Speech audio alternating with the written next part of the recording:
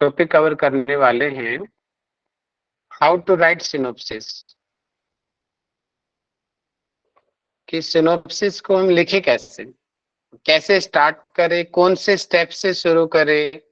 ये बहुत बड़ा चैलेंज है कि अक्सर बच्चों के कंसेप्ट तो क्लियर हो जाते हैं लेकिन फिर भी वो लिख नहीं पाते,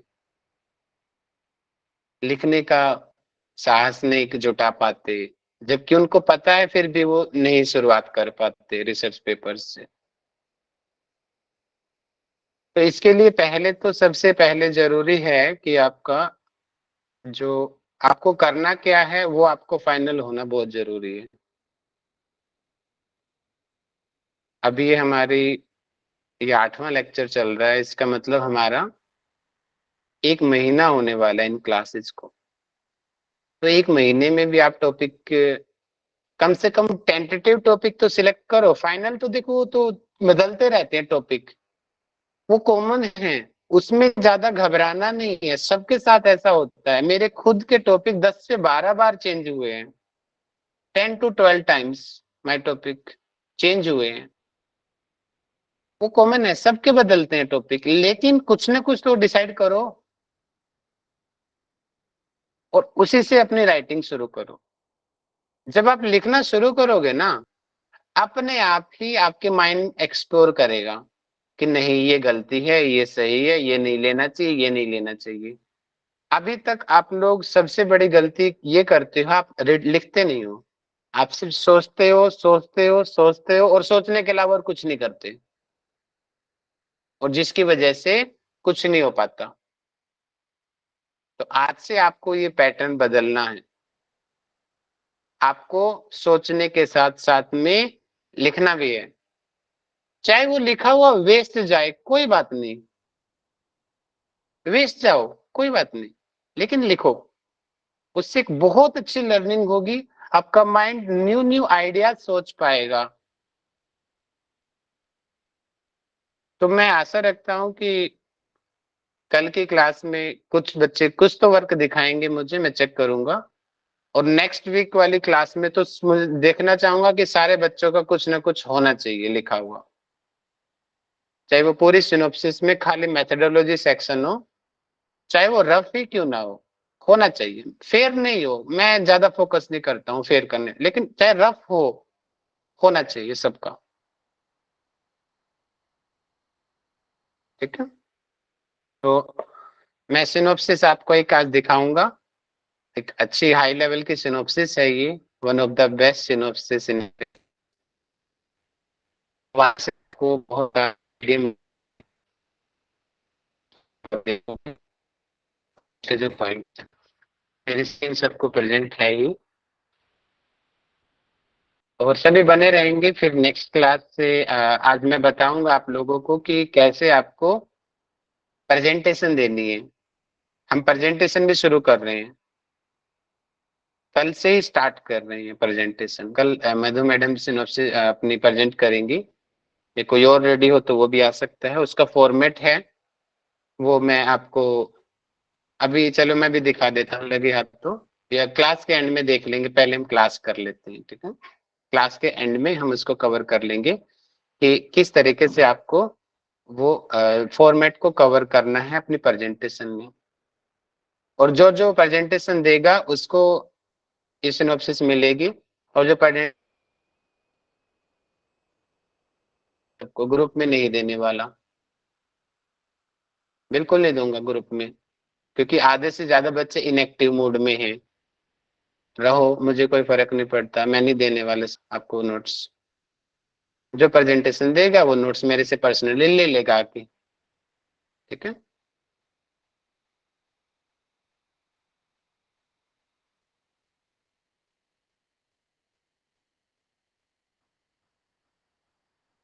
तो अगर हम सिनॉप्सिस की बात करते हैं, ये मैं एक आउटर स्ट्रक्चर दिखाता हूँ, उसके बाद मेन सिनॉप्सिस पे हम जाते हैं।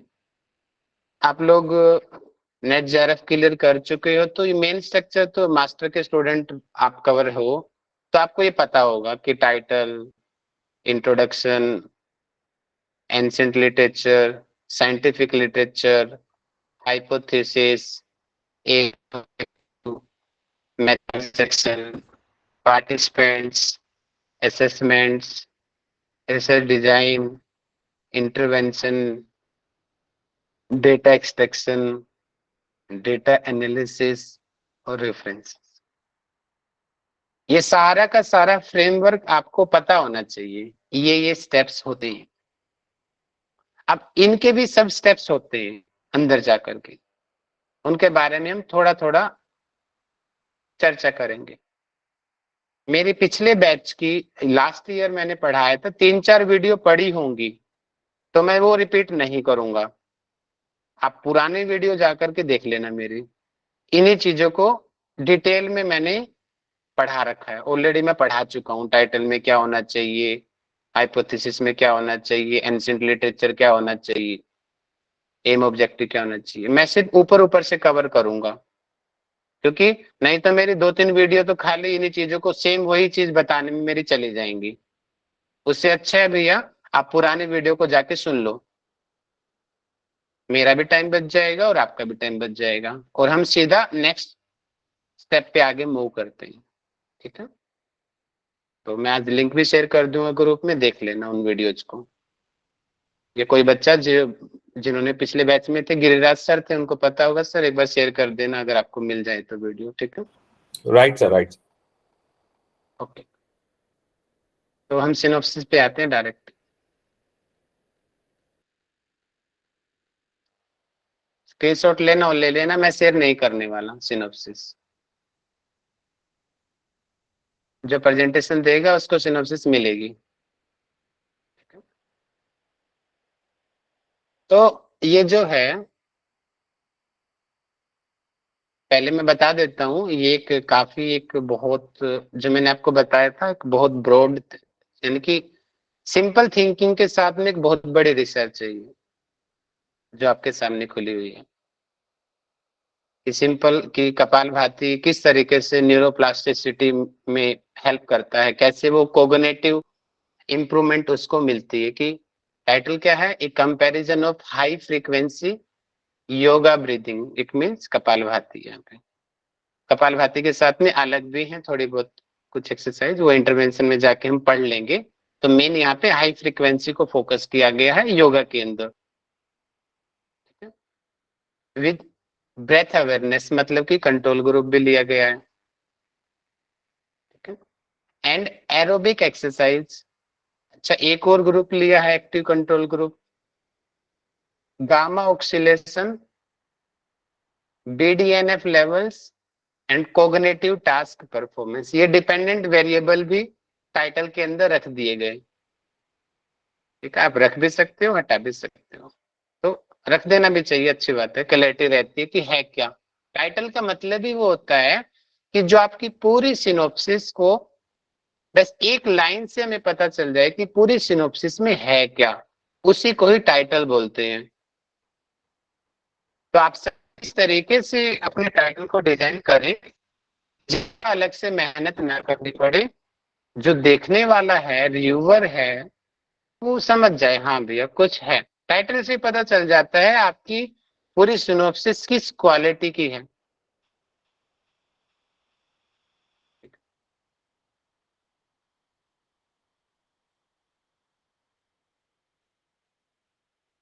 ठीक है भैया, तो टाइटल हो चुका है।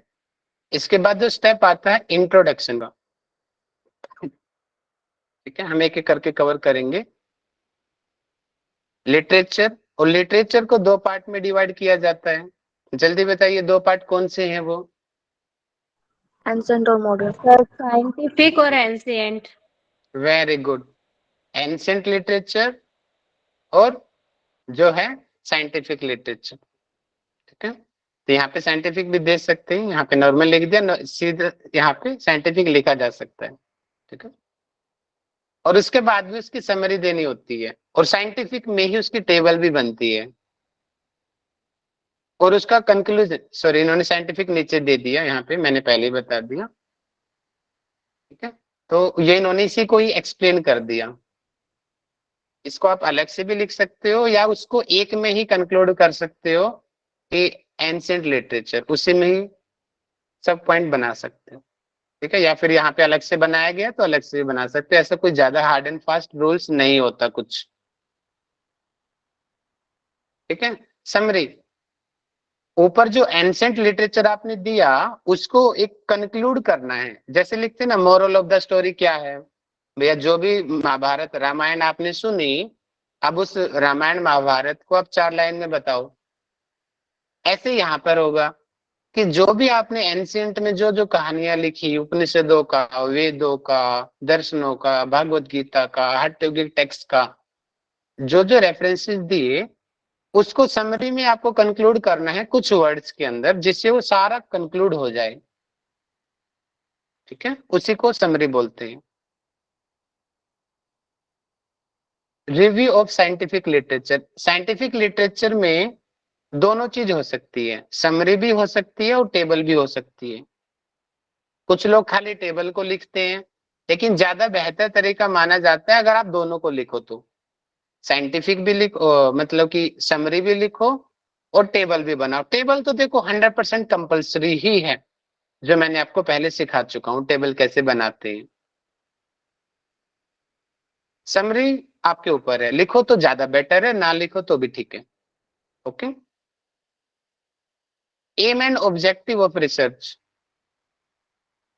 कि एम क्या है आपका, aim of the study. Mostly 95-99% aim एक ही हो सकता है, लेकिन कुछ एक स्टडी में 2 भी हो सकते हैं, लेकिन ऑलमोस्ट आप लगा के चलो एम एक ही होगा। बहुत ही रेयरली स्टडी होती है जिसमें एक से ज्यादा एम्स होते हैं। ऑब्जेक्टिव ज्यादा हो सकते हैं, ऑब्जेक्टिव्स ऑफ द स्टडी 2, 3, 4, 5, 6, वो कितने भी हो सकते हैं, डिपेंड कि आपने कितने वेरिएबल्स लिए हैं और क्या क्या चीजें आप देखना चाह रहे हो, उसके हिसाब से आपके ऑब्जेक्टिव्स डिसाइड होंगे। जस्टिफिकेशन ध्यान रखिए, जो जस्टिफिकेशन वर्ड है ये बार बार आएगा, हर चीज में जस्टिफिकेशन आपको देना होगा और यही रिसर्च है।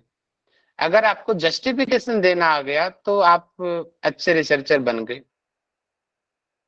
चाहे वो इंट्रोडक्शन हो, चाहे वो एंशिएंट हो, लिटरेचर हो, एम हो, ऑब्जेक्टिव हो, हाइपोथेसिस हो, मेथड्स हो, हर चीज का जस्टिफिकेशन होना चाहिए आपके पास। जस्टिफिकेशन का सिंपल वर्ड्स में मैं बताऊं कि ये लिया तो क्यों लिया, जस्टिफाई करो बस। यही क्यों लिया, वो दूसरा क्यों नहीं लिया, इसी चीज को बताना जस्टिफिकेशन बोलते हैं। ठीक, हाइपोथेसिस, हाइपोथेसिस दो पार्ट्स में डिवाइड होगी। रिसर्च हाइपोथेसिस, जिसमें हम ये बताते हैं कि what we want to prove, हमारे क्या अजम्पशंस हैं कि हमारी जो रिसर्च होने वाली है उससे ये रिजल्ट हमें मिलने चाहिए फ्यूचर में, क्योंकि मिले नहीं है, हम अजम्पशंस लगा रहे हैं, तभी हम रिसर्च कर रहे हैं।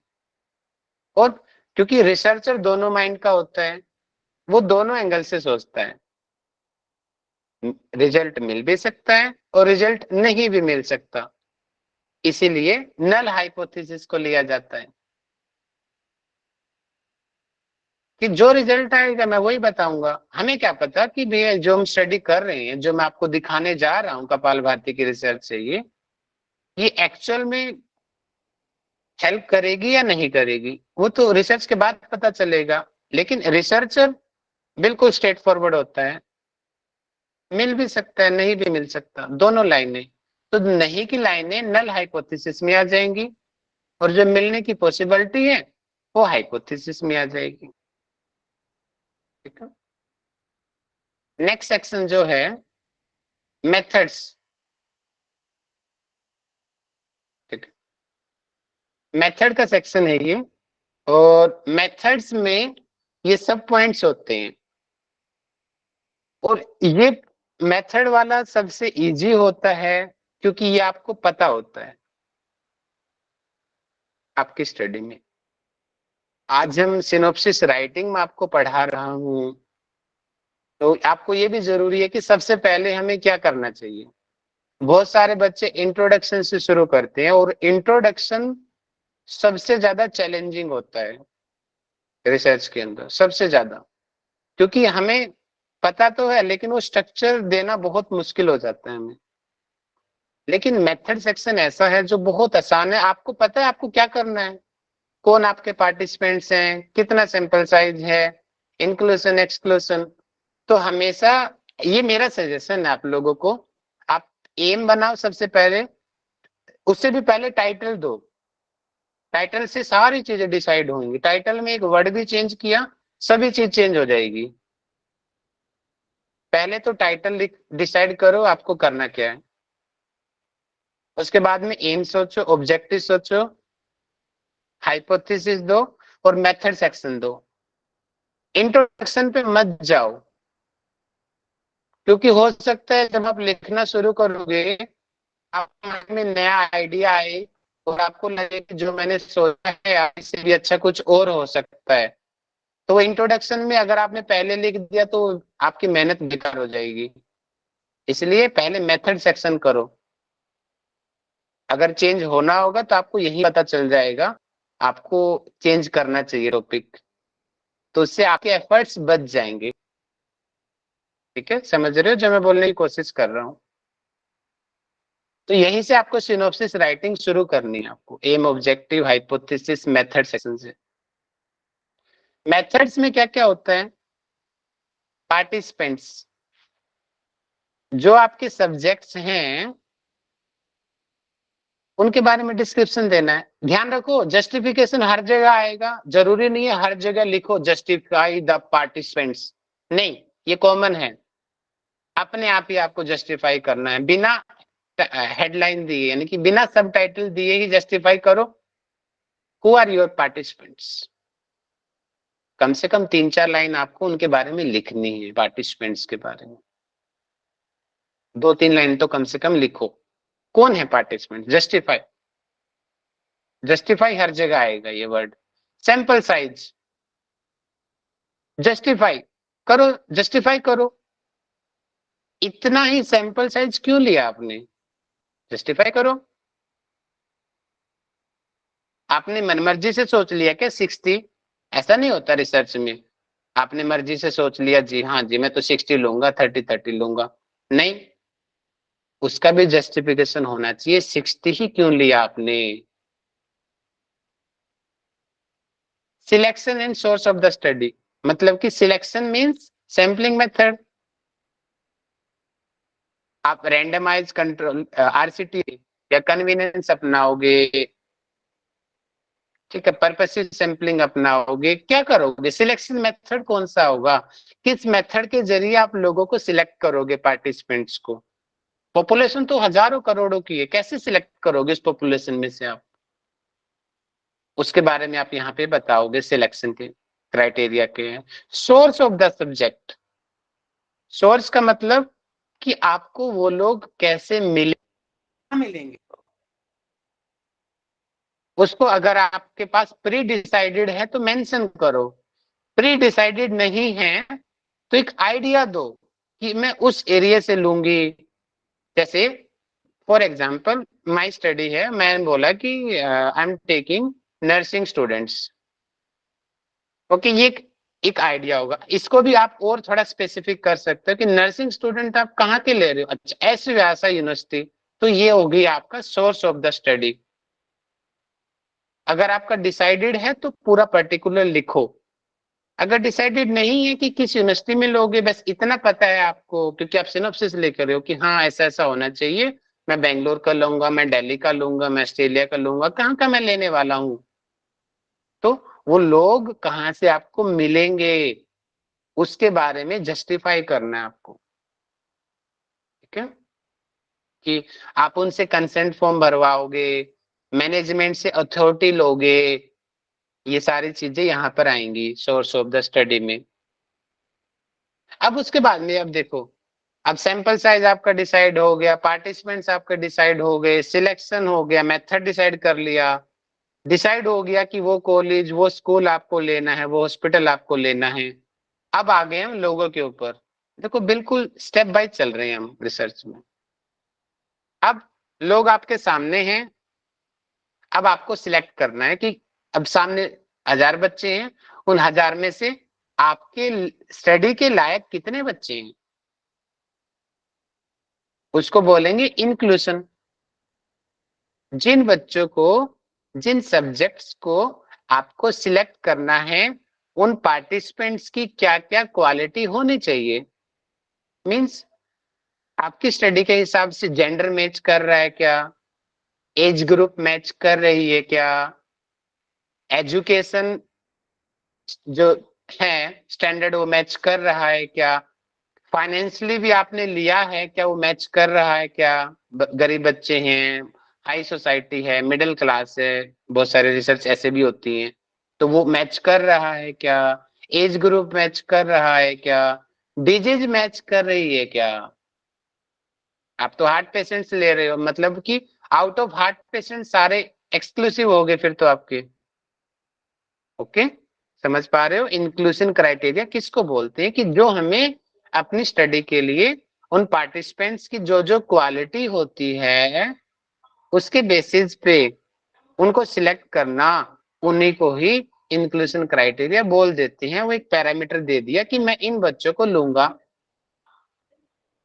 ठीक है। एक्सक्लूजन क्राइटेरिया, जिनको हमें नहीं लेना। मेरे पीछे से साउंड तो नहीं आ रही आप लोगों को? No, sir. नहीं हो रही sir. Okay okay, thank you.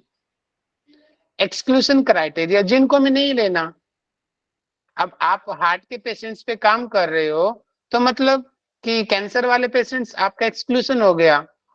आप बच्चों पे काम कर रहे हो तो एडल्ट आपके एक्सक्लूजन हो गए। आप हेल्दी पे काम कर रहे हो तो जो डिजीज वाले बच्चे हैं वो आपके एक्सक्लूसिव हो गए। जो आपको नहीं लेना उसको एक्सक्लूजन क्राइटेरिया बोलते हैं। इथिकल कंसिडरेशन ये होती है, इसको बोलते हैं EIC। मतलब कि ये ह्यूमन स्टडी के लिए बहुत जरूरी है। लेकिन आप लोगों का भी एडमिशन नहीं हुआ है, कुछ बच्चों का हो गया है यूनिवर्सिटी के अंदर, कुछ का नहीं हुआ है। जिनका नहीं हुआ है वो लिख देंगे कि where we will get admission, we will take permission from the ethical committee of that institute. जिस भी इंस्टीट्यूट में आप पढ़ने वाले हो वहां से आपको EIC लेना होगा। अगर आप बाहर काम कर रहे हो, मान लो कि आपका इंस्टीट्यूट दिल्ली में है और आपको लखनऊ में काम करना है, ठीक है, तो दिल्ली से भी परमिशन लेनी पड़ेगी EIC, और लखनऊ में जहां काम कर रहे हो EIC वहां से भी लेनी पड़ेगी। तो दोनों जगह से EIC आपको लेनी पड़ेगी। तो ये होता है एथिकल कंसिडरेशन, ठीक है। ह्यूमन स्टडी के लिए बहुत जरूरी है। अगर आपकी स्टडी में कुछ ऐसा पाया गया कि वो ह्यूमंस को नुकसान करने वाला है तो EIC आपकी रिसर्च को कैंसिल कर देगी। आप रिसर्च में आगे नहीं बढ़ सकते। तो इथिकल कमेटी का यही काम होता है कि वो देखती है कि ह्यूमंस को नुकसान तो नहीं हो रहा आपकी स्टडी से, या ऐसी स्टडी पहले हुई तो नहीं है। ऐसे कुछ चीजें वो चेक करती है EIC कमेटी, ताकि आपकी स्टडी वेस्ट ना जाए और सैंपल सब्जेक्ट्स को नुकसान ना हो आपकी स्टडी से। क्योंकि हम ह्यूमन स्टडी कर रहे हैं, योगा स्टडी सारे के सारे ह्यूमंस के ऊपर है, इसीलिए इथिकल परमिशन बहुत ज्यादा जरूरी है हमें। और बिना EIC के पेपर पब्लिश नहीं होता। कुछ बच्चे स्टडी का ऐसी, एक दो कुछ बच्चे हैं हमारी क्लास में भी, टॉपिक तक डिसाइड हुआ नहीं है और डेटा कलेक्शन करने चले गए। उत्सुकता सबके अंदर होती है, मेरे अंदर भी थी, लेकिन वो वेस्ट है। ऐसी उत्सुकता यूजलेस है, एफर्ट सारे वेस्ट हो जाएंगे आपके। तो पहले प्रॉपर प्लान करो, प्रॉपर परमिशन लो, उसके बाद चीजें करोगे तो उसका मजा ही कुछ और है, ठीक है। डिजाइन ऑफ द स्टडी, अब ये पूरा डिजाइन होगा आपकी स्टडी का। अब डिजाइन में पूरा फ्रेमवर्क डिसाइड किया जाएगा आपका, कि जैसे आप घर बनवाते हो तो घर में देखते हो ना कि आपके पास कितना बजट है, कितना आपके पास लैंड है, स्पेस कितना है, आपकी नीड क्या है, और उस नीड में कितने कमरे बनवाने हैं, कितनी स्टेयर्स बनवानी है, कितना रेती लगेगी, मिट्टी लगेगी, बजरी लगेगी, कितना लेबरिंग लगेगी। हर चीज को आप कैलकुलेट करते हो जब आप घर बनवाते हो ना। वो जो सिस्टमेटिक प्लानिंग है उसी को ही डिजाइन बोलते हैं। रिसर्च में भी ऐसा ही होता है। यहाँ पे आप प्लानिंग करोगे अपनी स्टडी को, कि फ्यूचर में जो आपके बच्चे हैं सिस्टमेटिकली कितने बच्चे हैं, कितने ग्रुप्स हैं, कितने टाइम असेसमेंट आप लोगे, कब कब लोगे, कौन कौन से टूल आप यूज करने वाले हो, कैसे करने वाले हो, इस चीज का पूरा ब्लूप्रिंट आपके पास होना चाहिए।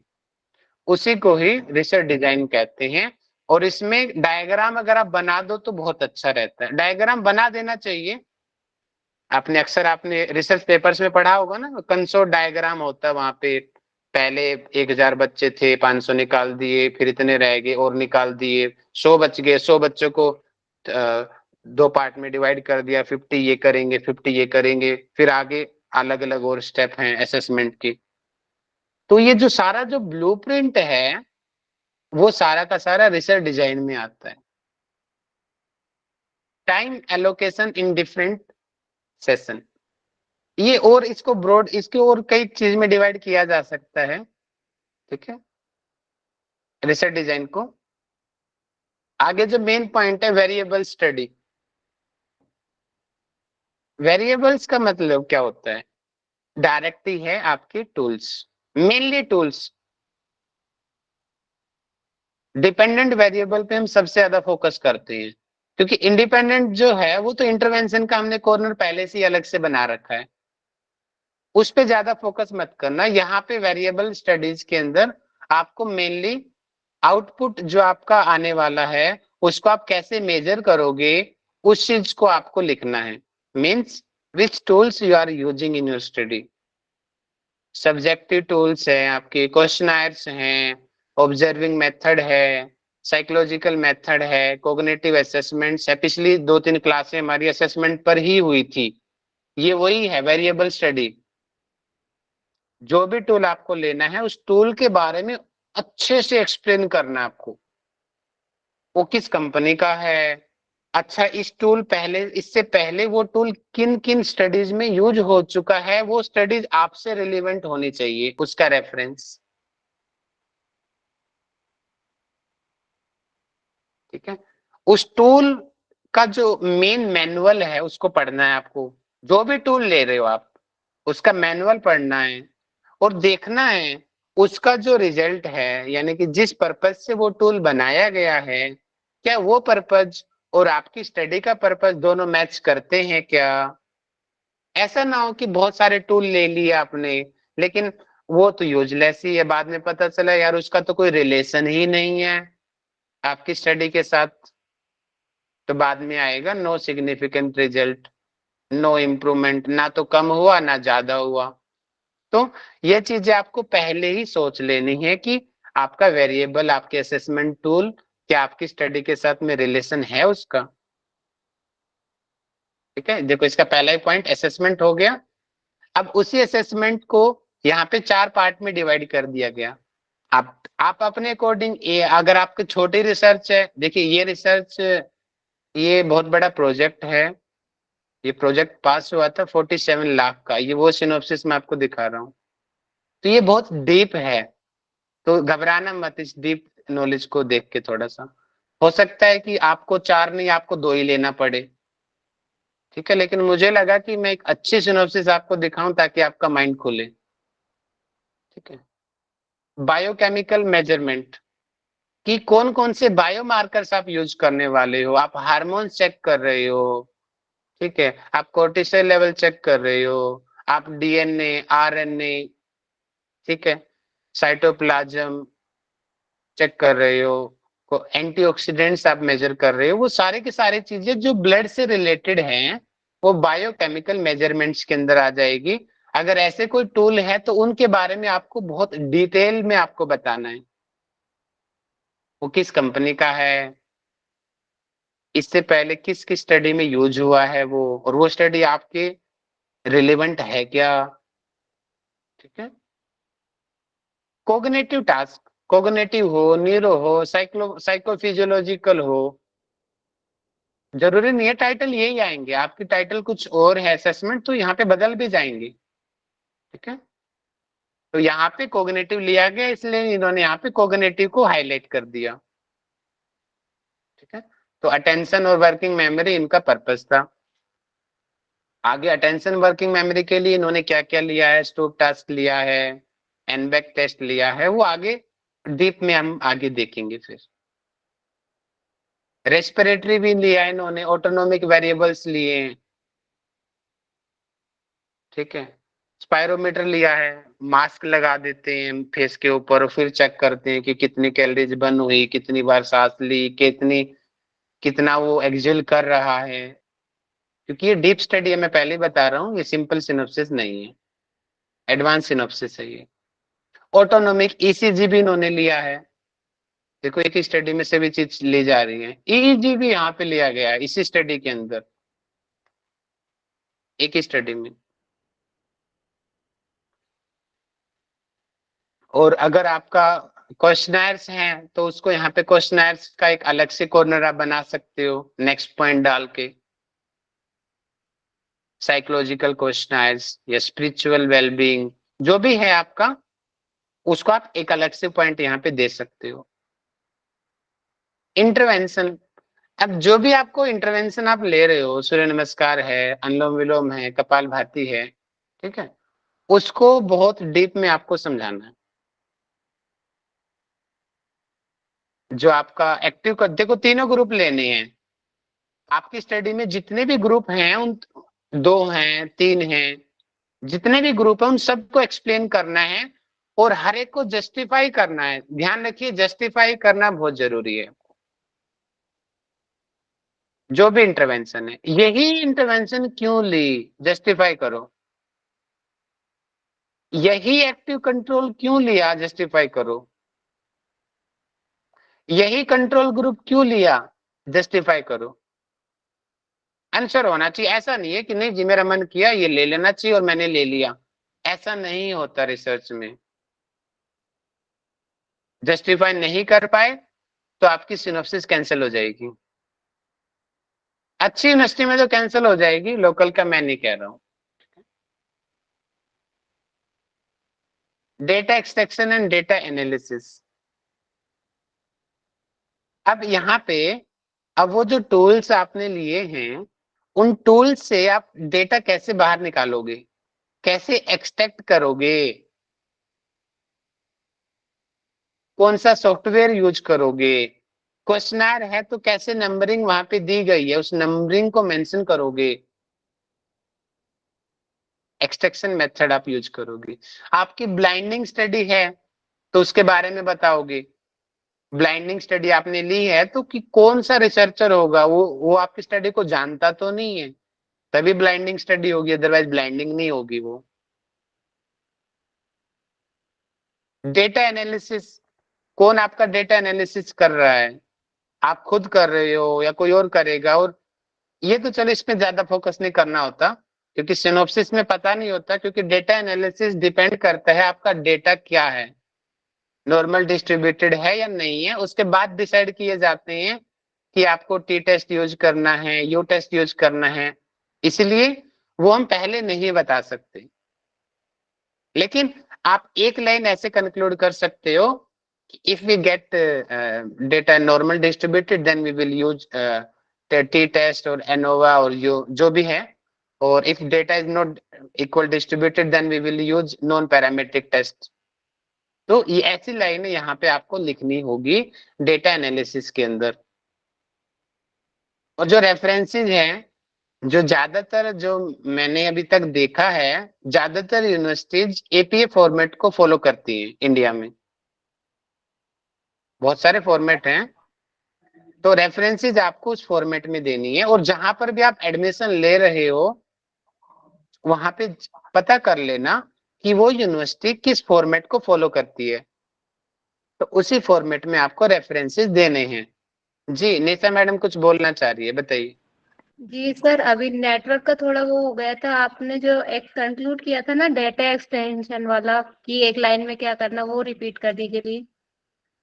डेटा एनालिसिस को मैंने बोला है एक लाइन में कंक्लूज करना कि डेटा आपका, क्योंकि जब तक आपके पास डेटा नहीं होगा तब तक आप नहीं बता सकते कि आप टी टेस्ट यूज करोगे या यू टेस्ट यूज करोगे, एनओवा यूज करोगे, क्या यूज करोगे, अभी कुछ नहीं कहा जा सकता जब तक आपके पास डेटा नहीं है।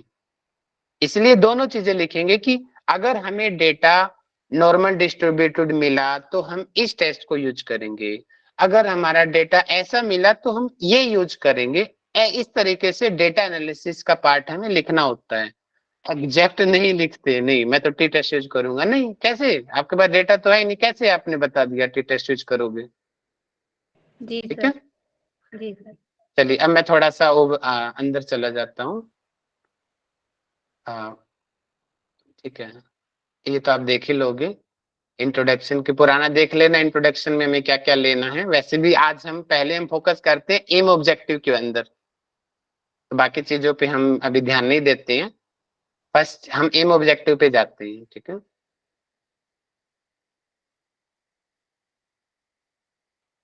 हाँ कुछ बच्चों को ना टेबल में बड़ी कंफ्यूजन थी, आप टेबल का फॉर्मेट देख लीजिए, चाहे तो स्क्रीनशॉट लेके रख लीजिए इस फॉर्मेट का। ठीक है? तो देखिए, मैंने आपको जानबूझ के ज्यादा कॉलम्स बनवाए थे ताकि आपकी लर्निंग बढ़े, लेकिन मेनली ये 5 कॉलम ही होते हैं सबसे जो मेजर होते हैं। नहीं 6 यहाँ पे अगर रिजल्ट भी डाला जाए तो और भी ज्यादा बेटर रहेगा। देखिए, तो ऑथर एंड ईयर, ठीक है, तो देखिए गुप्ता एटोल 2019, ये रेफरेंस दिया गया है, ये अलग है, रेफरेंस चाहिए, मेन यहाँ तक है ये रहा। तो इसलिए आपको रिपीट लग रहा है, ये रेफरेंस एपीए फॉर्मेट को फॉलो किया गया है इसलिए ऐसा लिखा गया है। सैंपल साइज, ठीक है, और वैसे नॉर्मल सैंपल साइज भी लिख सकते हो, थोड़ा सा और एडवांस आपको दिखाना है तो लिख सकते हो कि उतने एक्सपेरिमेंटल ग्रुप में 10 लोग थे, कंट्रोल ग्रुप में 5 लोग थे, 15 लोग थे, वो भी आप अगर आप लिखना चाहो। देखो, लिखो तो फिर सब में लिखना, नहीं तो किसी में भी मत लिखना, ये याद रखना। आधों में लिख दिया आधों में नहीं लिखा, वो फिर और लगता है वो चीजें। Study type and duration of the intervention, इसका मतलब अ, इसको आप नॉर्मल रिसर्च डिजाइन भी लिख सकते हो यहाँ पे, जो मैंने आपको सिंपल बताया था ना रिसर्च डिजाइन, वो ज्यादा शूट करेगा आपको। रिसर्च डिजाइन का यहाँ पे कॉलम बना लो, ये मेरा एक्स्ट्रा सजेशन है आप लोगों को, रिसर्च डिजाइन। और एक्स्ट्रा अगर आपको डालना है, जैसे यहाँ पे इंटरवेंशन डाला है तो उसको इंटरवेंशन डाल दो, कौन सी इंटरवेंशन उन्होंने यूज की, कैसे कितने टाइम यूज की। ठीक है? तो रिसर्च डिजाइन जरूर डालना, यहाँ पे नहीं है, आप जरूर डालना रिसर्च डिजाइन।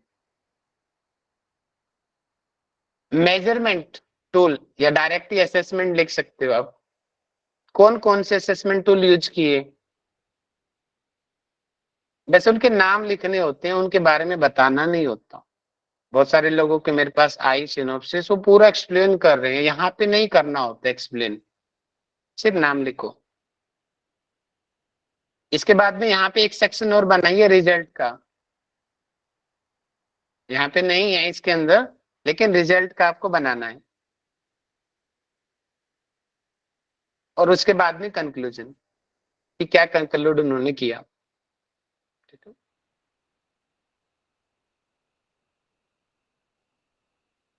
तो टेबल से आप कंफ्यूज ना हो जाओ, तो क्योंकि मुझे पता है आप होने वाले हो,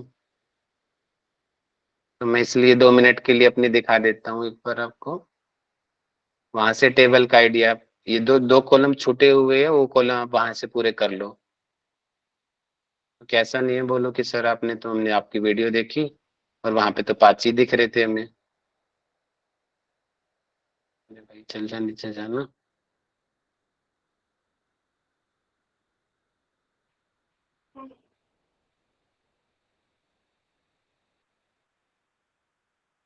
ये मैंने पीछे क्लास में दिखाया भी था शायद आपको ना।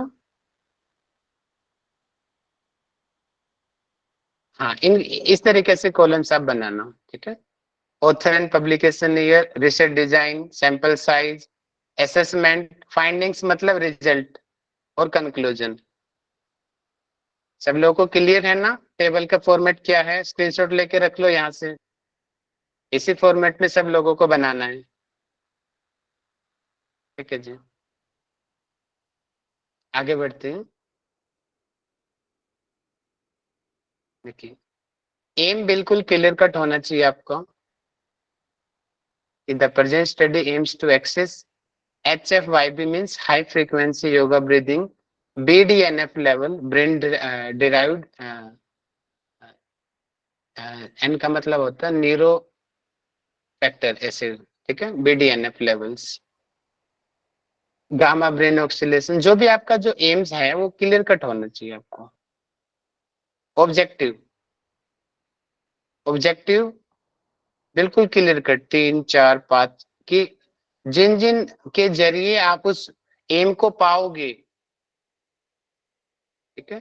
कि क्या करना है कि to explore the neural correlation of brain oscillation on high frequency yoga breathing, कि इट इज एक्सप्लोरेटिव स्टडी। अगर आपकी कुछ और हो तो आप लिखोगे टू एक्सेस दैट। ये एक्सप्लोरेटिव स्टडी है, इसलिए इन्होंने यहाँ पे एक्सप्लोर लिखा। हर स्टडी के हिसाब से थोड़ा थोड़े वर्डिंग यहाँ पे चेंज हो जाएगी, बिल्कुल ही कॉपी पेस्ट मत करना, क्योंकि इस स्टडी का एम ऑब्जेक्टिव कुछ और है, आपकी स्टडी जरूरी नहीं है इसको फॉलो करे, लेकिन इससे आपको एक आइडिया मिल जाएगा कि कैसे आपको ऑब्जेक्टिव्स लिखने हैं आपको। जस्टिफिकेशन बहुत जरूरी है, यही क्यों लिया उसको जस्टिफाई करो।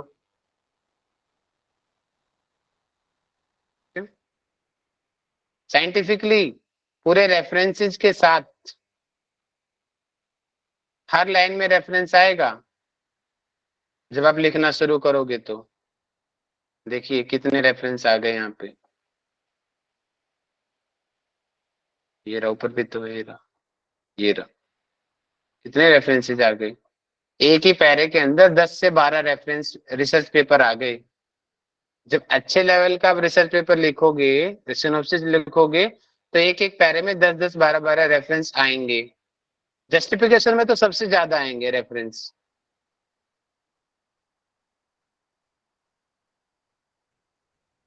और हाँ, एक पॉइंट यहाँ पे इनडायरेक्टली छोड़ दिया गया, क्योंकि जस्टिफिकेशन का एक मतलब यहाँ पे नीड ऑफ द स्टडी से लिया गया है।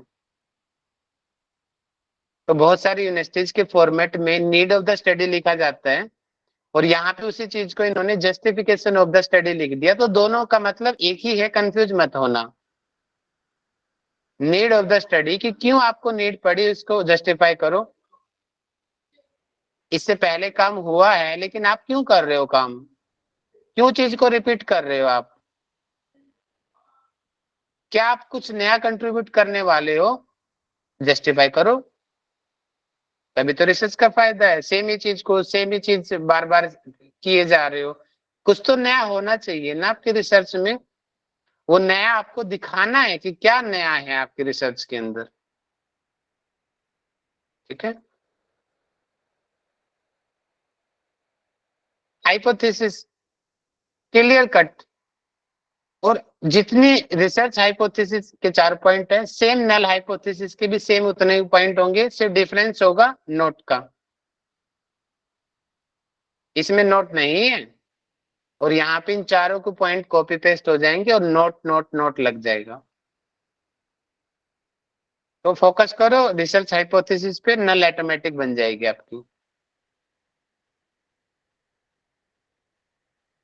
देखिए सैंपल साइज को पार्टिसिपेंट्स को भी यहाँ पे और अच्छे से बता सकते हो, लेकिन यहाँ पे इन्होंने इनडायरेक्टली सैंपल साइज को ही पार्टिसिपेंट्स के यहाँ पे पार्ट मान लिया गया है स्टडी में। तो ठीक है, सैंपल साइज को जस्टिफाई करो, कितने बच्चे हैं, कहाँ से आपको मिलने वाला है। अच्छा, इन्होंने जी पावर, हाँ, किस सॉफ्टवेयर के जरिए आपको पता चला कि आपको इतना सैंपल साइज लेना है, उस सॉफ्टवेयर के बारे में लिखो, और उसको किसने बनाया उसका रेफरेंस दो। ठीक है, वो कौन से वर्जन का है उसके बारे में लिखो। उसके जब आपने जी पावर को यूज किया तो उसमें कितना अल्फा आया, कितना पावर आया, कितना इफेक्टिव साइज आया। मैं एक दो नेक्स्ट एक दो बार में आगे नेक्स्ट टाइम जी पावर की क्लास आपकी रख दूंगा, उससे आपका जी पावर का डाउट भी क्लियर हो जाएगा। तब तक आप ऐसे ही प्लान करो, या फिर यूट्यूब में आपको और मिलती है वीडियो कि how to use G power software, आप वहां से आप तब तक हेल्प ले लो। ठीक है, वो सिंपल है जी पावर। ठीक है, वहां से आपको, और ध्यान रखो जितना भी जी पावर के जरिए सैंपल साइज आएगा उसका 20% एक्स्ट्रा लेना होता है आपको। कोई आंसर करे मुझे, 20% एक्स्ट्रा क्यों लेना होता है, कोई बता सकता है? Possible dropouts.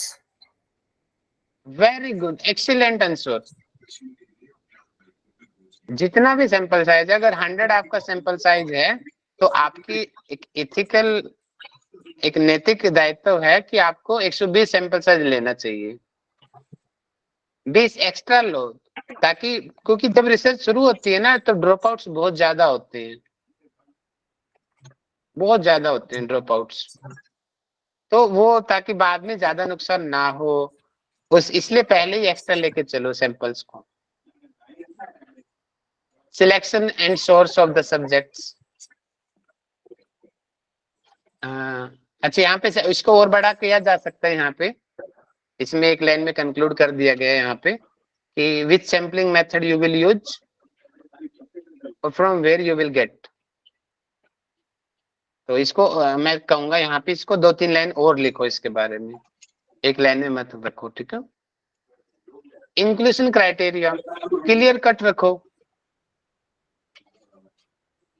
एकदम क्लियर कट, ये सैंपल आपको चाहिए, उनकी ये क्वालिटी होनी चाहिए।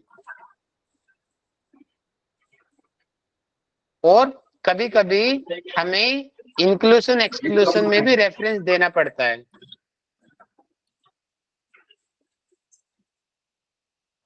कभी कभी ज्यादा नीड होती है, तो अगर आपने कुछ कुछ हटके इंक्लूजन डाला तो वो हटके क्यों डाला उसका रेफरेंस कभी कभी मांग लिया जाता है। जैसे यहाँ पे ये दिया हुआ है ना, ये रहा, देखो ये डाला हुआ, देखिए रेफरेंस जो मैं बात कर रहा हूं। अब यहाँ पे इन्होंने इंक्लूजन कुछ हटके डाला, देखिए male subjects alone will be studied as cognitive task performance has been shown to vary with the phases of menstrual cycle। कि यहाँ पे मेल फीमेल का अलग क्राइटेरिया बनाया गया है और जस्टिफिकेशन इन्होंने दिया है कि मेंस्ट्रुअल साइकिल की वजह से ऐसा है। तो ये आपने खुद से डिसाइड नहीं किया कि ये यादव, टंडन और वेंसी का कोई रिसर्च पेपर था जो 2002 में पब्लिश हुआ, उनमें ऐसा कहा है कि इनको एक साथ नहीं लेना चाहिए, इसलिए आप ऐसा कर रहे हो। इसी तरीके से एक्सक्लूशन में कोई चीज स्पेशली मेंशन है, ठीक है, तो उसको फिर आपको रेफरेंस देना पड़ेगा। और बिल्कुल ही स्पेशल नहीं देना, कई लोग ना बिल्कुल ही उल्टा कर देते हैं, जैसे इंक्लूशन में लिख दिया we are taking male participants, और एक्सक्लूशन में सीधा लिख देते हैं वी आर एक्सक्लूडिंग फीमेल। तो ये थोड़ा सा एक ओड ओड सा दिखता है भैया। इंक्लूशन में जब मेल है तो कॉमन से थिंकिंग एक्सक्लूशन में फीमेल ही होना चाहिए। तो ये कुछ चीजें एक्स्ट्रा हैं, उन चीजों को अंडरस्टैंडिंग की चीजें होती है, वो ज्यादा लिखना जरूरी नहीं होता। इसलिए जो बहुत स्पेसिफिक है उन्हीं चीजों को लिखो, उनको स्टैंडर्ड तरीका माना जाता है। ठीक है, वैसे लिख दो तो नुकसान नहीं है, लेकिन एक मैं स्टैंडर्ड की बात कर रहा हूँ। ठीक है, जैसे यहाँ पर भी स्टैंडर्ड को फॉलो किया गया, ऊपर मेल है तो नीचे फीमेल को अलग से नहीं बताया। ऊपर यहाँ पे हमने एज ग्रुप को मेंशन किया है 18 to 35। अब अंडरस्टैंडिंग है भैया बिलो 18 और अबो 35 एक्सक्लूजन है, तो उसको अलग से मेंशन करना बहुत ज्यादा जरूरी नहीं है। इट इज नॉर्मल अंडरस्टूड कि बिलो 18 एक्सक्लूडेड है, अबो 35 एक्सक्लूडेड है, नॉट नेसेसरी टू मेंशन। सिर्फ इंपॉर्टेंट चीजों को ही मेंशन करो। हाँ, मैंने आपको लास्ट टाइम एक स्क्रीनिंग की बात बताई थी, कोई बताएगा? मैंने स्क्रीनिंग जो का चीजें बात चल रही थी, वहां मैंने क्या बोला था? स्क्रीनिंग कोई बताइए, एनीवन? स्क्रीनिंग, कुछ मैंने स्क्रीनिंग वर्ड यूज किया था कि सब लोगों को स्क्रीनिंग टूल कुछ ना कुछ लेना चाहिए। याद है किसी सर को? बोलिए भाई। होमोजेनिटी लाने के लिए। हाँ, देखिए यहाँ पर भी ये स्क्रीनिंग टूल इन्होंने यूज किया है, मौका। ये कोग्निटिव असेसमेंट को का एक टूल होता है स्क्रीनिंग। इसी तरीके से जनरल हेल्थ क्वेश्चनर, एक एमएमई स्केल होता है, बहुत सारे स्केल्स होते हैं, आपकी स्टडी के हिसाब से डिसाइड होती है वो स्क्रीनिंग टूल क्या है, तो उसको भी यहाँ पे मेंशन करना होता है। ठीक है, इथिकल कंसिडरेशन, परमिशन है ये इंस्टीट्यूट की। डिजाइन, अच्छे से पूरी तरीके से उसको स्ट्रक्चर तरीके से आपको लिखना है, पूरा ग्राफिकल, ग्राफ के साथ उसको शो करना आपको। इतनी देर ये करेंगे, इतनी देर प्री डेटा होगा, इतनी देर इंटरवेंशन चलेगी, इतनी देर पोस्ट डेटा होगा, इतने महीने तक कंटिन्यू करेंगे, इतनी बार असेसमेंट ली जाएगी। पूरा क्लियर कट आइडिया होना चाहिए। ग्राफ जरूर बनाना है आपको अपनी स्टडी का। ठीक है, शॉर्ट से शॉर्ट में, कम से कम वर्ड्स में ज्यादा से ज्यादा चीजें समझ आनी चाहिए, क्योंकि वर्ड्स उतनी चीजें क्लियर नहीं कर पाते हैं जितना ग्राफ कर देता है। तो ये 2-3 ग्राफ आपकी स्टडी में जरूर होने चाहिए।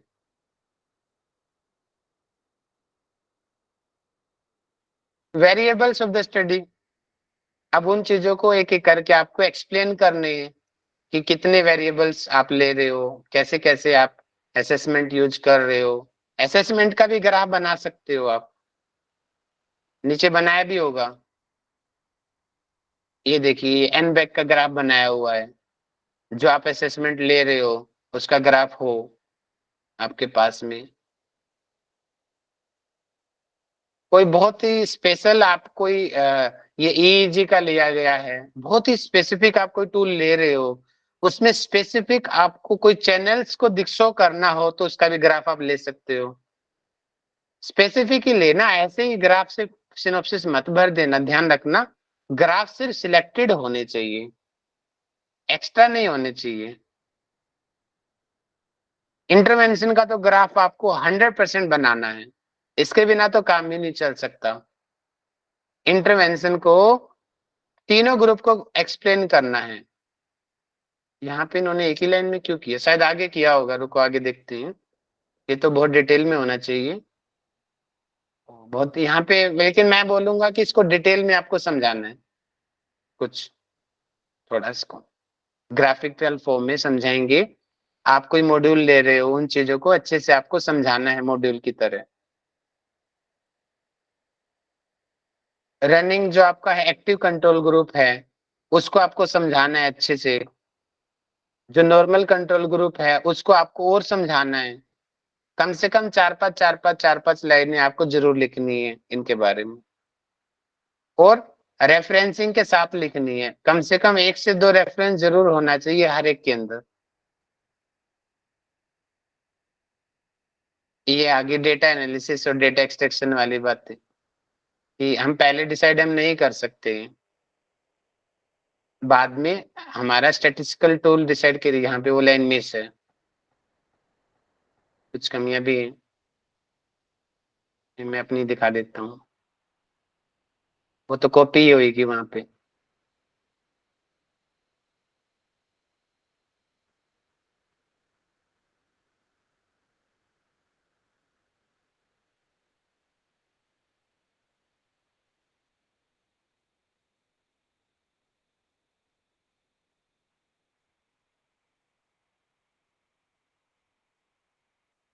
ये तो बजट पे आ गया।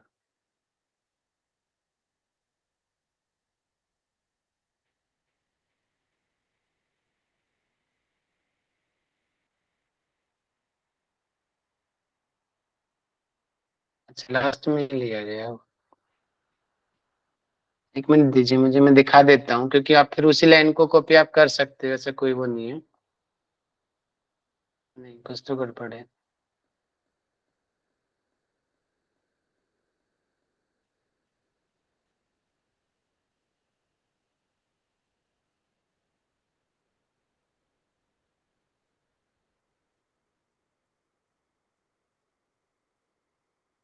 डेटा एनालिसिस कहाँ है?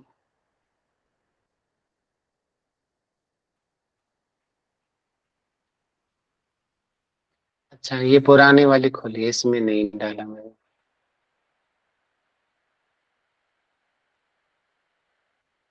रुकिए।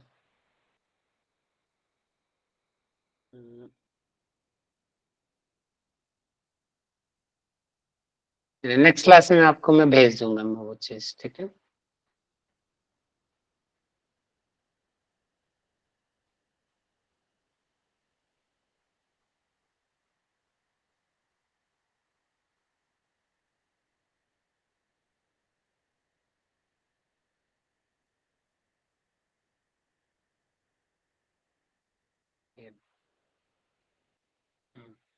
मैं किसी और क्वेश्चन आपसे से दिखा देता हूँ आपको।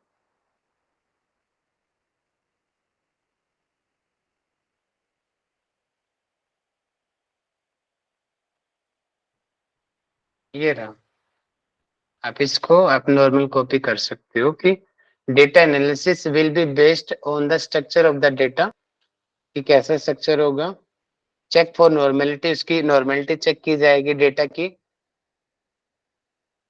फ्रॉम फर्स्ट एजम्पशंस टेस्ट, ठीक है, जो भी हम एजम्पशंस करेंगे उसके जरिए नॉर्मेलिटी चेक करेंगे, वो सॉफ्टवेयर के जरिए होता है।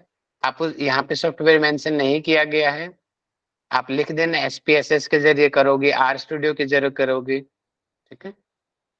If the data is normal distributed, अगर इफ है, अगर वो नॉर्मल है तो then we shall use parametric test, else अगर वो नहीं है तो नॉन पैरामीट्रिक टेस्ट यूज करेंगे, ठीक है। इस तरीके से आपको शॉर्ट में लिख देना। इसमें इसमें कमी है, यहाँ पे सॉफ्टवेयर मेंशन नहीं किया, कर दो तो अच्छा रहता है सॉफ्टवेयर को, ठीक है। तो आशा रखता हूँ, जैसे यहाँ पे इन्होंने सॉफ्टवेयर मेंशन कर दिया लेकिन वो दूसरा मेंशन नहीं किया, तो हर एक में कुछ पॉजिटिव कुछ थोड़ा बहुत होता ही है, हर एक में कॉमन है। लेकिन आप उनकी अच्छाइयों को लो, और एक दो चीजें अगर मिस्टेक से छूट गई है तो उनको इग्नोर करो, ठीक है। हाँ जी, अब कोई डाउट हो तो आप बताइए आज की क्लास से related. Good evening sir, myself Jyoti Gupta. मैंने आज ही ज्वाइन किया आपको first class. Please included my me in your group, तो मैं नेक्स्ट क्लास के लिए आपको ज्वाइन कर पाऊँ। ओके मैडम, रजिस्ट्रेशन आप व्हाट्सएप कर देना मुझे आप नॉर्मली, तो वहां से रजिस्ट्रेशन आप फॉर्म भर देना, उसके बाद ही आप मेन ग्रुप में एंट्री पा सकती हो, अदरवाइज मेन ग्रुप में नहीं आ सकती हो। हाँ, तो आप मुझे अपना नंबर प्लीज प्रोवाइड कराएंगे। ठीक है, कोई मैसेज कर दीजिए व्हाट्सएप मैसेज बॉक्स में, आप वहां से ले मैंने लीजिए। मैसेज किया है अपना जी नंबर। नेक्स्ट, अभी कोई मैसेज कर देगा आपको मेरा नंबर, ठीक है। और कोई किसी के डाउट्स हैं क्या?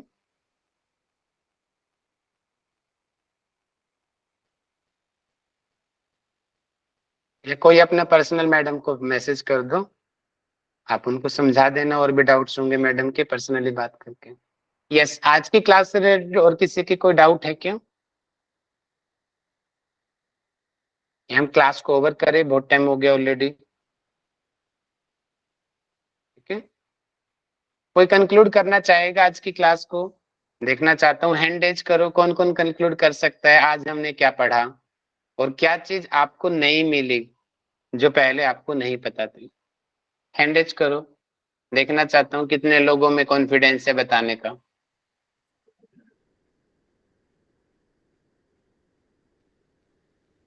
पूजा जी में है और गौरी सिंह में है और मेगा जी में है और कमॉन कमॉन कमॉन साक्षी जी में है और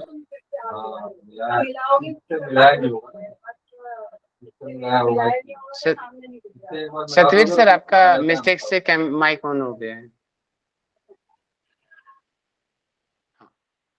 ठीक है, चलिए मैं गौरी सिंह जी से पूछना चाहता हूँ। जी गौरी सिंह जी आइए, कैमरा खोल के आएंगे तो अच्छा लगेगा।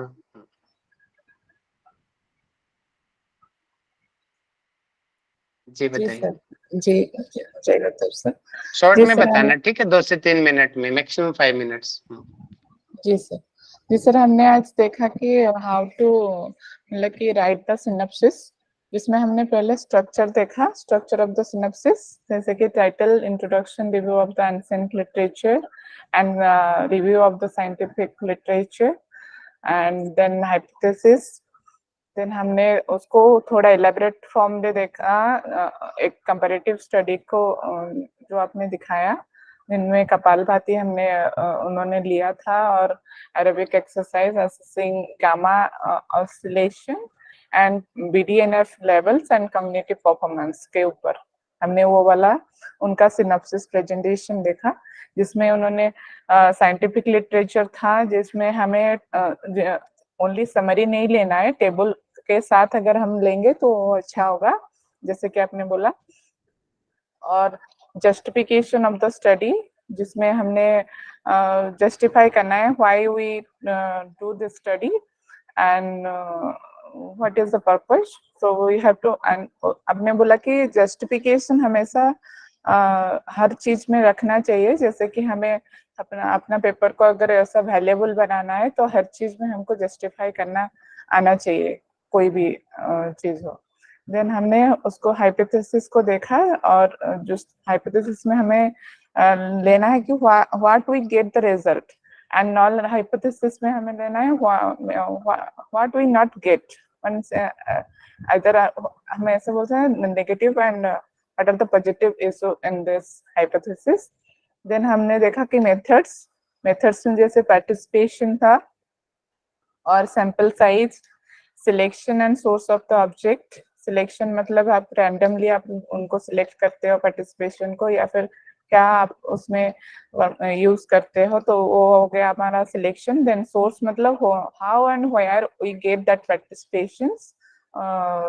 देन हमने इंक्लूजन क्राइटेरिया देखा और एक्सक्लूजन क्राइटेरिया। इंक्लूजन मतलब what we take from this area of the participation, like if any heart patient is there, then only we have to take heart patients, and exclusion means what we not take in that particular sample size.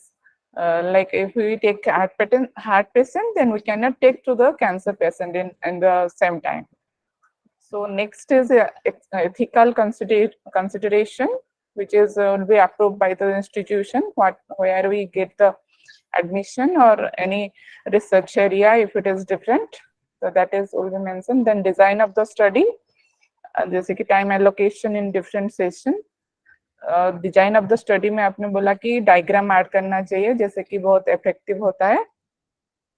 Next है variable of the study, which tools, मतलब कि which tool we use mainly we used in this चलिए study, variable पूजा subjective जी और को ले लेते objective। हैं। बहुत बहुत अच्छा बता रहे हो आप, बाकी को भी हम कवर कर लेते हैं। जी पूजा जी, वेरिएबल से आगे कंटिन्यू कीजिए। बहुत बढ़िया गौरी जी, बहुत बढ़िया। वेरिएबल्स के अंदर सर जैसे हम कैमरा,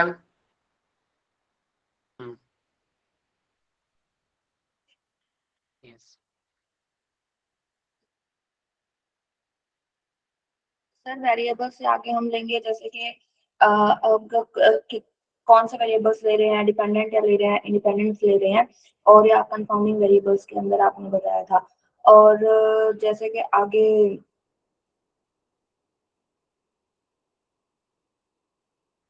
सर मेरे दिमाग से स्किप हो गया। देख लो, नोट्स में लिखा होगा आपने। सर मैं आगे नहीं लिख पाई थी सर, मैंने बस ये फिर नोट किया था साक- कि मेरे को पूछना था। साक्षी जी बताइए। कोई बात नहीं, कोई बात नहीं, होता है। दोबारा रिकॉर्डिंग सुन लेना, ठीक है। जी सर मैंने इससे आगे नोट नहीं किया था, मैंने शॉर्ट में नोट किया था। जो आपने शुरू में स्ट्रक्चर बताया था उसी को शॉर्ट में नोट किया था, बाकी सबके स्क्रीनशॉट लिए थे। उसी को बता दो आप, जी सर, जो आप पहले जैसे समझ पाए हो। जी सबसे पहले आपने स्ट्रक्चर के बारे में बताया था, सिनॉप्सिस के। तो उसमें सबसे पहले टाइटल डिसाइड करना है, क्योंकि टाइटल अगर डिसाइड हो जाता है तो उसके बाद ही सब कुछ आगे सही होता है। क्योंकि अगर टाइटल में थोड़ा बहुत हम चेंज करते हैं बाद में, तो फिर आगे का जो भी सारा प्रोसेस होता है वो पूरा ही चेंज करना पड़ता है। तो उसके बाद टाइटल के बाद इंट्रोडक्शन उसका, फिर रिव्यू ऑफ एंशिएंट लिटरेचर, उसकी थोड़ी समरी भी होनी चाहिए, फिर रिव्यू ऑफ साइंटिफिक लिटरेचर, फिर हो सके तो उसकी भी समरी हो जानी चाहिए। फिर एम्स एंड ऑब्जेक्टिव्स, इसमें आपने बताया था कि जो एम होता है वो एक भी हो सकता है या एक से ज्यादा, और ऑब्जेक्टिव्स थोड़े ज्यादा होने चाहिए। लेकिन मतलब सभी का जो भी हम देते हैं या लिखते हैं सिनॉप्सिस में, सभी की जस्टिफिकेशन होनी बहुत जरूरी है। और फिर आपने हाइपोथेसिस के बारे में बताया था, तो इसमें दो टाइप की होती है, रिसर्च हाइपोथेसिस और नल हाइपोथेसिस। रिसर्च हाइपोथेसिस में मतलब जो हम प्रूव करना चाहते हैं वो आता है, और नल में इसका बिल्कुल अपोजिट हो जाता है कि जो उसमें क्या पता नहीं हो सकता है, वो नल हाइपोथेसिस में आ जाता है। और उसके बाद मेथड जो जो थे, फिर लास्ट में वही रेफरेंसेस, मैंने इतना शॉर्ट में ही लिखा था सर। ठीक है। मुझे लगता है गौरी मैडम ही पूरा करेगी, अनिशा मैडम पूरा करेगी। गौरी मैडम कितना अच्छा बता रही थी, सिस्टमेटिकली बताया गौरी मैडम ने। सर जी वेरिएबल्स निशा आपने मैडम। जी सर वेरिएबल्स आपने बताए थे कि वेरिएबल्स में मेनली हम टूल्स पर फोकस करेंगे, क्योंकि इंटरवेंशंस में डिपेंडेंट वेरिएबल्स इंडिपेंडेंस तो आ जाएंगे। उसमें भी असेसमेंट में बायोकेमिकल मेजरमेंट टूल्स हम कौन से ले रहे हैं, अगर ब्लड से रिलेटेड कोई हमको जांच करनी है तो उसमें कौन कौन से बायोमार्कर्स लेने हैं उनको हम दिखाएंगे, लिखेंगे। या कोई कॉग्निटिव टास्क है तो उससे रिलेटेड क्वेश्चन आयर अगर हम कोई ले रहे हैं या कोई स्क्रीनिंग टूल्स ले रहे हैं तो उसको दिखाएंगे। और इलेक्ट्रोफाइल सोशलॉजिकल रिगार्डिंग्स ईईजी अगर उसका यूज कर रहे हैं तो उसको भी बताएंगे हम यहाँ पर। फिर इंटरवेंशन में क्या ले रहे हैं ये तो मैम ने बता दिया था, गौरी मैम ने। और डेटा एक्सटेंशन कैसे हमको करना है, डेटा एनालिसिस कैसे करना है, उसको हम हमारे पास अभी अगर हमारा एडमिशन नहीं हुआ है, परमिशन हमको नहीं मिली है, पता नहीं है कि कैसे करना है, तो हम उसको एक लाइन में कंक्लूड करके कि हम किस तरह से डेटा कलेक्ट करेंगे, उसको हम कैसे मेजर करेंगे। और उसके लिए मैडम चाहे आपका एडमिशन भी हो गया हो ना, तब भी वही लाइनें आएगी। जी एडमिशन भी जी हो जी गया तब भी वही लाइन आएगी। उसका मेन पर्पज है डेटा कलेक्ट होने के बाद ही वो डिसाइड हो सकता है, एडमिशन नहीं होता। डेटा बात करेंगे, ठीक है। जी वो जी पीएचडी जी। और स्कॉलर है, पीएचडी के लिए सिनॉप्सिस दे रहे हो, तब भी वही लाइन आएगी सेम। जी जी सर, जी सॉफ्टवेयर जरूर मेंशन करना है हमको कि हम कौन से सॉफ्टवेयर से करेंगे अगर पता है तो।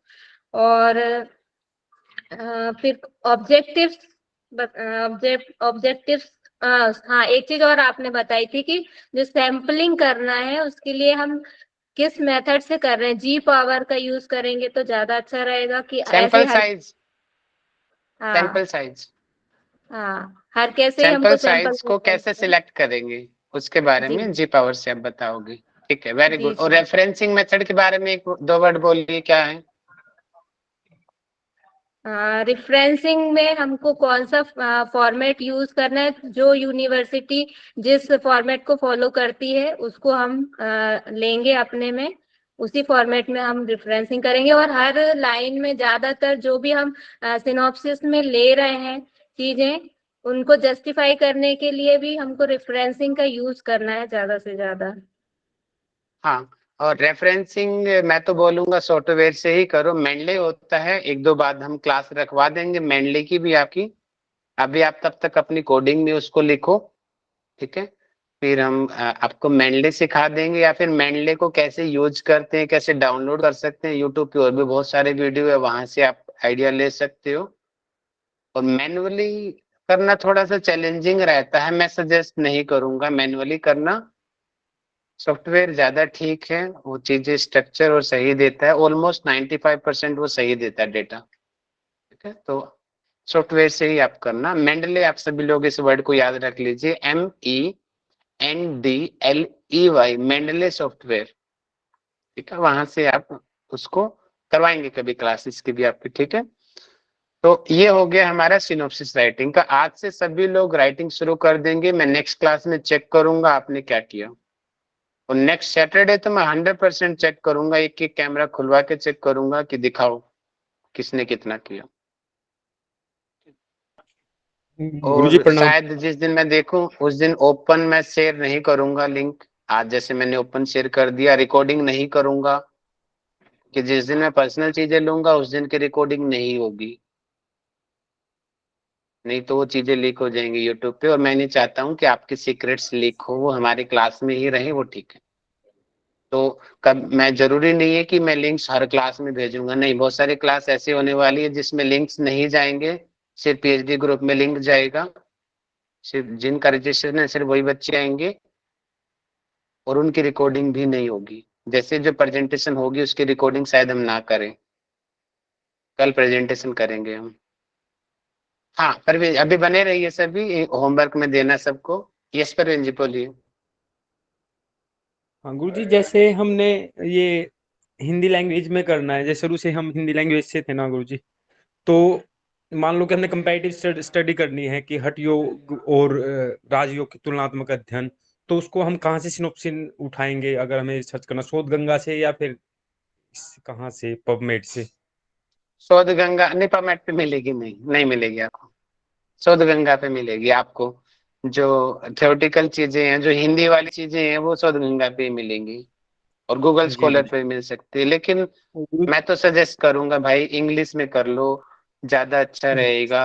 अभी थोड़े एफर्ट्स लगेंगे लेकिन आगे के लिए इजी हो जाएगा आपको। ये मेरा ये सुझाव है, हिंदी में ना करो, ऐसा सुझाव है मेरा। गुरुजी, बाकी हिंदी आप ज्यादा कर लो, कर स्ट्रोंग भी है, सकते हैं और लोग। इंग्लिश से हिंदी में हम जा सकते हैं, हिंदी से इंग्लिश में, लेकिन इंग्लिश से हिंदी में जाने में थोड़ी प्रॉब्लम। आप देखिए अपने हिसाब से, मैंने एक अपना सजेशन दिया है बस आपको। जी कुछ तो गुरुजी, एक ये सेशन भी रखवा दीजिए प्लीज, कि ये हमारा जो लिटरेचर वाला, ये किस तरीके से इसके हाँ, लिए ये सेम प्रोसेस इसके लिए रहेगा मैंने क्या? 2 लोगों को डिसाइड किया है। एक तो हमारे प्रोफेसर हैं, professor Mahesh Prasad Silori, LBS university के HOD हैं, मैं उनसे रिक्वेस्ट की है। और एक बरकतुल्ला यूनिवर्सिटी की HOD है, डॉक्टर साधना मैडम, वो आपको। और एक मेरे क्लासमेट हैं, डॉक्टर कौशिक जी हैं। तो इन तीनों जी में से एक भी आ गया तो आपका हो जाएगा लेक्चर देने के लिए। तो ये जी गुरु थियोरेटिकल पे ही देंगे आपको, उसका जी कराएंगे लेक्चर। लेकिन ज्यादातर बच्चे क्लिनिकल में रखते हैं रुचि, इसलिए मैं क्लिनिकल की ज्यादा क्लास रखता हूँ जी गुरु जी। इसमें। गुरु जी, फिर सिनोप्सिस जैसे आपने अब दिया है तो हम उससे देख के बना लें, मतलब उस तरीके से? हाँ, आइडिया तो लो ना, स्ट्रक्चर तो वही है, सारी चीजें तो वही है। जी गुरु जी। क्लिनिकल चीजें हटा दो बस उसमें से, बाकी तो फॉर्मेट वही है ना सबका। जी गुरु जी। हाँ, ओके चलिए, मैं होमवर्क देता हूँ, फिर डाउट्स लास्ट में लेता हूँ। तो मैं प्रेजेंटेशन कंटिन्यू रखता हूँ अभी, वो ताकि रिकॉर्डिंग में भी चाहे वो। देखिए, ये मैंने आप लोगों के लिए फॉर्मेट तैयार कर दिया है, मैं आपको शेयर कर दूंगा PhD वाले ग्रुप में आज। तो सब इसको फॉलो करेंगे। हाँ, यहाँ पे एक पेज में नहीं आता तो अपने आप से दूसरा पेज आप ऐड कर लेंगे, कलर चेंज कर सकते हो, ऐसा कोई हार्ड एंड फास्ट रूल नहीं है। तो अपना सेम ये फॉर्मेट रखना है, अपनी फोटो, नाम, आप किस क्लास में हो, किस यूनिवर्सिटी में हो, आपका टाइटल क्या है, और आपको कौन गाइड कर रहा है, मैं कर रहा हूँ या कोई और है, उसकी क्या क्वालिफिकेशन है, ये आपको फर्स्ट पेज में मेंशन करनी है प्रेजेंटेशन के टाइम में। और जो जो प्रेजेंटेशन देगा उसी को ही ये हमारी पर्सनल चीजें मिलेंगी, बाकियों को नहीं मिलेंगी, ठीक है। तो जो भी आप डिसाइड कर रहे हो, जैसे कि इसका प्रेजेंटेशन का मतलब पहले आप समझ जाइए, इसका मतलब क्या है प्रेजेंटेशन का, कि आपको आपका कोई भी रिसर्च पेपर जो ऑलरेडी पब्लिश हो चुका है और आपकी स्टडी से रिलेवेंट है, वो उस पेपर को लेना है और उस पेपर के टाइटल, ठीक है, उस पेपर का कौन ऑथर है, किस जर्नल का है, क्या इम्पैक्ट फैक्टर है उस जर्नल का, किस पब्लिशिंग ईयर में वो पब्लिश हुआ है, उसकी नीड ऑफ द स्टडी क्या है। जब आप डीप से पढ़ोगे तो उसको लिखो उस पेपर की, उस पेपर का इंक्लूजन एक्सक्लूजन क्या है, उसका डिजाइन क्या है, उसका सैंपल साइज कितना है, कितना सैंपलिंग मेथड है, पार्टिसिपेंट्स कौन है, सोर्स ऑफ द सैंपल्स, कहाँ से सैंपल उसने लिए। आप उस रिसर्च पेपर के बारे में बता रहे हो तो अपने व्यूज मत डालना, उसी के ही डालना जो उस पेपर में दिए हुए हैं। उसका डायग्राम है तो मेंशन करो, नहीं है तो इसको डिलीट कर देना। असेसमेंट टूल, उसने कौन से टूल यूज किए उसके बारे में बताओ। क्वेश्चनायर है तो रिलायबिलिटी वैलिडिटी भी बताओ। ऑब्जेक्टिव है तो बस जनरल डिस्क्रिप्शन दो और फोटो लगा दो तो और भी अच्छा रहेगा टूल की। इंटरवेंशन योगा मॉड्यूल का चार्ट पूरा लगाओ अगर है तो कोई, किस किस स्टेप्स में दी गई इंटरवेंशन। डेटा एक्सट्रैक्शन कैसे लिया गया उसके बारे में बताओ। डेटा एनालिसिस ये मिलेगा उसके अंदर, उन्होंने कैसे एनालिसिस किया, कौन सा टेस्ट यूज किया उसके बारे में लिखो। कंक्लूजन, उस स्टडी का क्या कंक्लूजन रहा उसके बारे में आपको लिखना है, ठीक है। एक्नॉलेज में हेल्प होती है कि उसने किस किस की हेल्प ली, उस रिसर्चर ने, वो थैंकफुल बोलता है लास्ट में कि इस यूनिवर्सिटी को थैंक यू, इस प्रोफेसर को थैंक यू, इस टीचर का थैंक यू, उसको लिखो। अपेंडिक्स, जो बच गई चीजें जो मैंने नहीं मेंशन की वो सब चीजें अपेंडिक्स में आती है। रेफरेंस ग्राफ वगैरह जो है, एक्स्ट्रा जो और चीजें जरूरी है वो चीजें आप यहाँ पे डाल सकते हो, रेफरेंस। तो ये सारी चीजें आपको जो है प्रेजेंटेशन में देनी है। और जो जो बच्चे जिनका रजिस्ट्रेशन हुआ है पीएचडी क्लास में, उन सब लोगों के लिए प्रेजेंटेशन कंपलसरी है, कंपलसरी। और प्रेजेंटेशन में पास भी होने चाहिए, नहीं तो प्रेजेंटेशन में फेल हो गया, मैंने पहले ही बोला था, अगर आपकी प्रेजेंटेशन फेल हो गई तो आपके जो डिपॉजिट अमाउंट है वो कैंसिल कर देंगे, ठीक है। तो आपके मैंने पहले ही बताए थे कि स्टेप्स क्या हैं। इसको जैसी प्रेजेंटेशन हम बोलेंगे जनरल कलर प्रेजेंटेशन, जो किसी और रिसर्च पेपर को आप प्रेजेंट कर रहे हो, ठीक है। आपसे क्वेश्चन पूछे जाएंगे, आपको अच्छे से जब आपने पेपर पढ़ा होगा तभी आप उसको रिस्पॉन्स कर पाओगे उन क्वेश्चंस का। मैं होऊंगा या और रिसर्चर्स आएंगे जो आपसे काउंटर क्वेश्चन पूछेंगे। जो भी पेपर आप लेने वाले हो पहले आप भेज दोगे ग्रुप में, पूरा ग्रुप पढ़ेगा, पूरा ग्रुप आपसे क्वेश्चन पूछेगा। आप एक वीक पहले अपडेट कर दोगे कि मैं ये क्वेश्चन पेपर प्रेजेंट करने वाली हूँ, सभी बच्चे उसको पढ़ के आएंगे और सभी बच्चे आपसे क्वेश्चन पूछेंगे। तो इससे तैयारी आपकी बहुत अच्छे लेवल की हो जाएगी, कंसेप्ट्स बहुत अच्छे क्लियर हो जाएंगे सब बच्चों के। और जो प्रेजेंट करेगा उसके तो होने ही है, सबसे ज्यादा बहुत बेनिफिट होगा जो प्रेजेंट करेगा उसको। शुरू में लगेगा कि आपको थोड़ा सा मुश्किल सा है, लेकिन बाद में पता चलेगा ये जो प्रेजेंटेशन मैं करवा रहा हूँ इसका बहुत यूजफुल है। एक तो आपको कॉन्फिडेंस आएगा प्रेजेंट करने का, एक कैसे क्वेश्चंस को फेस किया जाता है वो भी कॉन्फिडेंस अंदर से डेवलप होगा आपके अंदर, ठीक है। तो बताइए कौन कौन प्रेजेंट, सभी लोग करना तो देखो पीएचडी में उनको तो सबको करना है, मजबूरी है। आप इंटरेस्टेड नहीं भी हो तब भी करना पड़ेगा, नहीं तो नाम कट जाएगा हमारी क्लास से उसका। सबको करना है। सर किसी भी पेपर को हाँ, ले सकते जो हैं। जल्दी करेगा उसको हमारे नोट्स जल्दी मिल जाएंगे, जो लेट करेगा उसको लेट मिलेंगे। प्रेजेंटेशन सिर्फ सैटरडे संडे को ही होगी। टाइम डिसाइड कर लेंगे, 12 बजे होगी, 4 बजे होगी, 5 बजे होगी, उस दिन आपको मैनेज करना होगा क्योंकि मैं एक दो रिसर्चर को बाहर से बुलाऊंगा,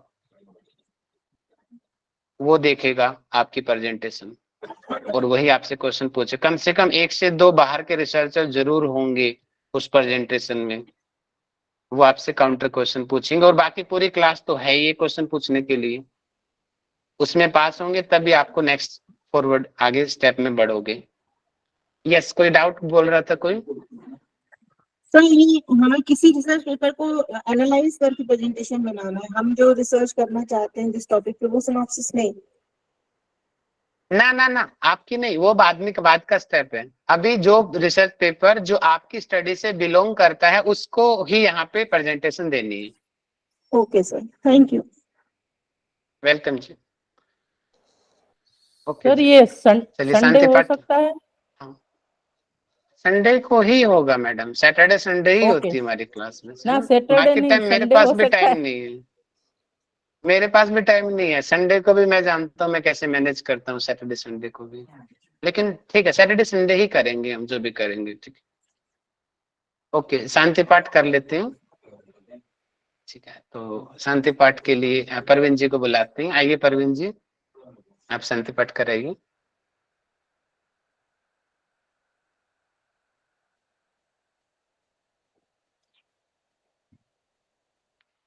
जी गुरु जी।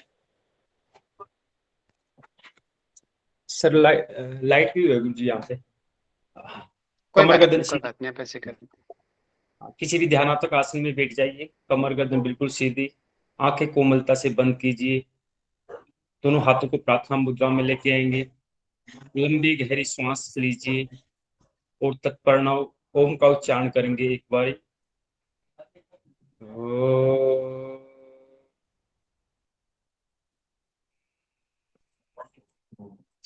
ये देखो मैसेज आया था, ये ग्राहक आपकी शिकायत सफलतापूर्वक श्री गुरुभ्यो नमः। क्रमांक है ये। योगेन चित्तस्य पदेन वाचा मलं शरीरस्य च वैद्यकेन योपाकरोत्तं परवरं मुनीनां पतञ्जलिरानितोऽस्मि। ओम शांति शांति शांति। दोनों हाथों को आपस में रख दीजिए, अपने चेहरे पे लगा के फुल बॉडी पे, सभी चक्रों पे, और ईश्वर का धन्यवाद कीजिए। हरि ओम। नमस्ते सभी को। हरिओम जी, थैंक यू जी, नमस्ते। गुरु जी। रखता हूँ, आप लोग एंजॉय कर रहे हो पीएचडी क्लास को।